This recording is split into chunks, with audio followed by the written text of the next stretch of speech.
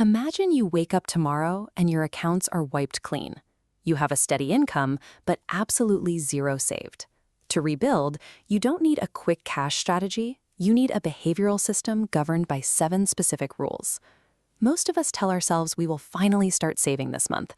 Then a tire goes flat, groceries cost more than expected, a forgotten subscription renews. Before the money even makes it to a savings account, it is already gone, swallowed by the daily friction of life. This struggle to retain money is an ancient human behavior problem. We know this because the exact same cycle was documented over 4,000 years ago in Babylon, where scribes recorded strict principles for protecting wealth from daily habits. What they understood back then is that generating wealth requires a defensive playbook. It requires rules designed to guard your money from the accidents, impulses, and surprises that quietly drain it away. Mastering these behavioral defenses is the only reliable way to stop living paycheck to paycheck. It is how you take your income and transition it from a constant source of stress into a permanent tool for freedom. Rule number 1 is to pay yourself first. The most common financial mistake is planning to save whatever money is left over at the end of the month. Leftover money almost always disappears into a coffee here, a delivery order there, and random fees. The structural fix is to make saving an intentional act.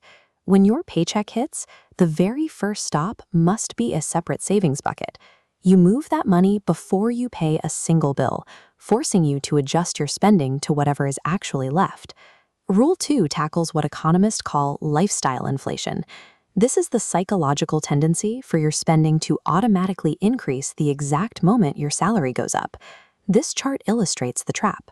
As you get promotions, the pressure of social comparison and the ease of new credit limits encourage you to upgrade your car, your apartment, and your vacations. Your expenses creep upward perfectly in tandem with your new income, leaving you with zero financial progress. Rule 3 zooms in on the micro level. Small costs become big costs. We tend to focus heavily on negotiating big purchases while completely ignoring our daily, unchecked spending habits. Mathematically, a recurring $20 charge you don't even notice will drain more wealth over a year than overpaying slightly for a television once. Those small, unmonitored leaks will eventually sink the entire ship. The first phase of building wealth is entirely psychological. You have to recognize that the single biggest threat to your financial stability is your own everyday behavior. Rule 4 is to build an emergency buffer. Trying to invest your money is pointless if a single unexpected crisis forces you into massive debt just to survive the week. Relying on credit cards with interest rates around 20% to cover an emergency creates a snowball of debt. Those institutional rates compound against you, turning a temporary problem into a massive, multi-year financial burden. Your emergency fund should sit in a highly accessible account. It is not there to generate high investment returns.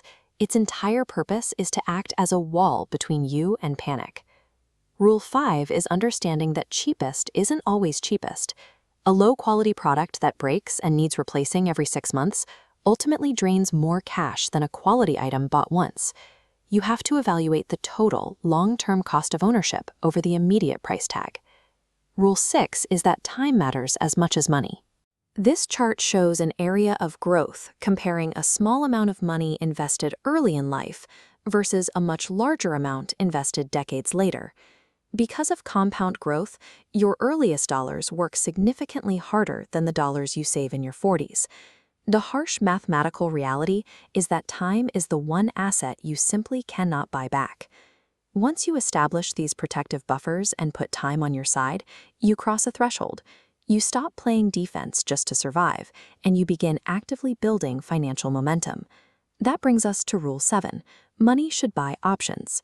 The true goal of personal finance is not to hoard luxury goods, and it is definitely not to hit a high score in a bank account. The true purpose of wealth is the ability to purchase options. It is the freedom to walk away from a toxic job, the power to pack up and move, and the ability to weather a disaster without fear. You do not need to fix all 7 of these rules today. Doing that will only overwhelm you. Look at your own budget, identify your single weakest habit, and repair that first. From antiquity to the modern era, a meticulous system of tracking wealth has always been the foundation of independence. When you are starting from absolute zero, Your very first milestone is saving exactly $1,000. But actually keeping that first thousand is surprisingly difficult for a very specific reason, which we will break down next.